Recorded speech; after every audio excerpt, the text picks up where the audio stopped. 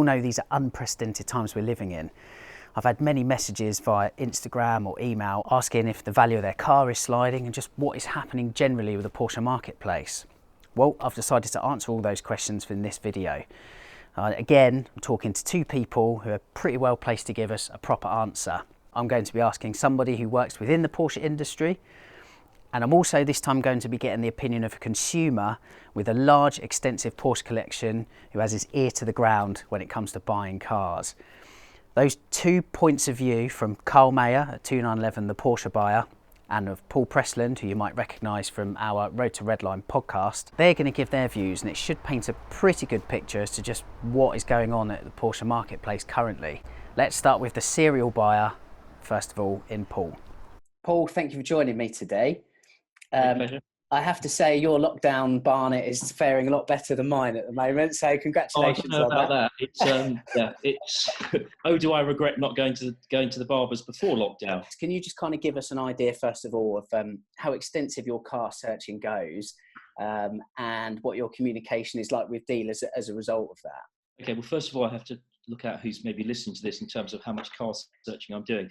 But generally, like most of us, if we're completely honest, it's very extensive. Interaction with the dealers has been very good. I've been very impressed with the number that have moved over into much more communication through email, Instagram, and phone calls. And also providing videos, walk around and things like that. So I think the industry has embraced the situation that we all find ourselves in. What do you think then has been the takeaway message from dealing with these people in terms of the marketplace? Where is the Porsche marketplace at the moment amid this pandemic?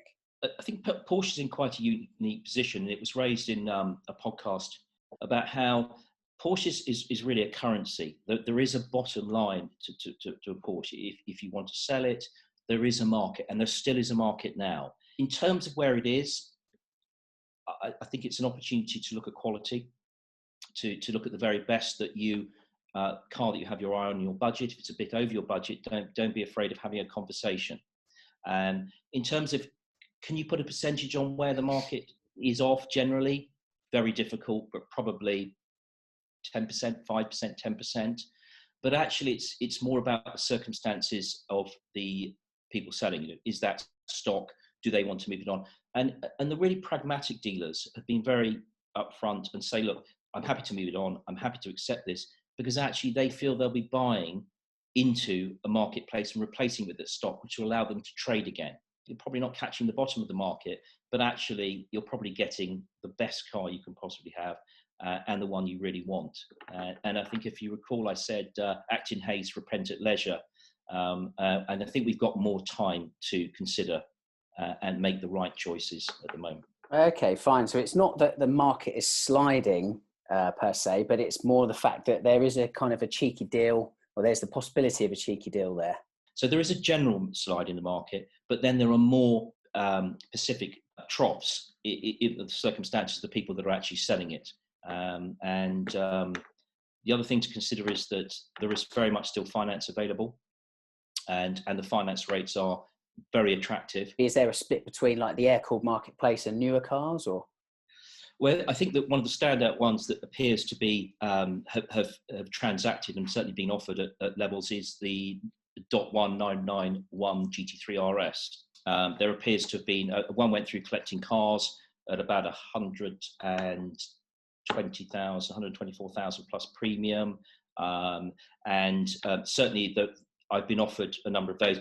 As we've discussed before, an awful lot were made, and that's reflective now that there's going to be more people who want to sell them. The air-cooled market will be stronger because of scarcity.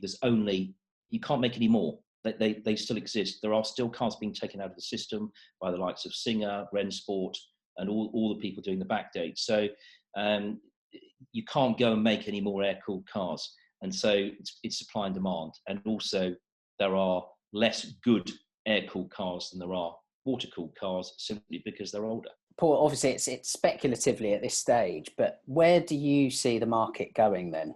Generally, I think that the market will be robust. I think we'll come out of this, but I don't see a wholesale drop, particularly for quality cars. Brilliant. Okay, Paul, that is absolutely marvellous. Really appreciate your insight on that from your dealings with just about everybody in the industry at the moment. So it's to our benefit and to the benefit of people watching this. So thank you very much for your time. Great pleasure. Stay safe, everyone. That's Paul's point of view from the side of the consumer, but what does Karl think from within the industry? Obviously, we last spoke a couple of months ago, didn't we, on our Cars to Buy for 2020 video. Things have indeed changed. What the hell has been happening to the Porsche marketplace over the past 7 weeks then, as we've endured lockdown in the UK? Interestingly, what hasn't happened is probably the thing to focus on. I think all of us were braced for the market really getting hurt. And actually all that's happened is everyone's just said, let's not do anything. So the dealerships haven't been reducing prices. There hasn't been a flood of used cars because the people who buy these cars have not been buying these cars. And the manufacturer has not made any more cars. Have any particular models seen a movement in prices? We have seen a few, but not many, very, very toppy stuff. So highly collector stuff. There's been a sort of GT2 RSs and the like. So we're talking over £200,000 worth of cars. That stuff, I have seen a few deals being done. So there seems like there's a little bit of a reset. But I think that's almost a knee-jerk reaction. I don't think there's anything to actually justify that reset. Air-cooled stuff, I think, is probably. I think we need to wait and see a little bit more. The run-of-the-mill air-cooled stuff always picks up at this time of year, and I think that has been seen in the inquiry levels. But what we haven't seen is lots of transactions happening because I think there are people out there who fancy a bit of a deal. I don't see this as the same way as what happened in 2008, where people are thinking, I need to bail out of stuff. I just don't see that as what's happened right now. Right, okay, fine. So following on from that then, where do you see the Porsche market going next, say for the rest of this year? Porsche dealerships are likely to be impacted in terms of their profit, purely because there isn't going to be the stock to sell. But they will be moving those new car inquiries to used cars. It's definitely going to impact things like 992s because, again, there's no new ones of them being made and demand for them is high. I did hear something that I thought was quite interesting yesterday, which was to do with things like 996s, and that's people who were using public transport are likely to be wanting to commute on their own in a vehicle now. And that was somebody very senior at a big dealer group actually said he reckons cars sort of around the 10 grand mark will probably have an upsurge because people will just want to get into that stuff.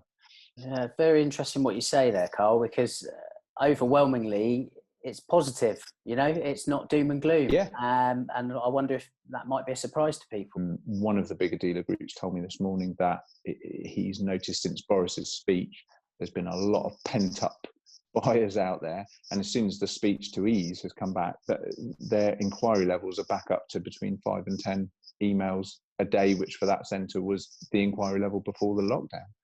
So yeah, I think on the whole it is a lot more positive than to be worried about with Porsche. Those two views are quite in sync, aren't they? Overall, it's quite positive. Values of our cars aren't necessarily sliding, but there might be a deal or two to be had out there currently. The situation though is obviously going to be changing all the time, and if we need to, we'll revisit it in the coming weeks and months. Until then, thanks for watching.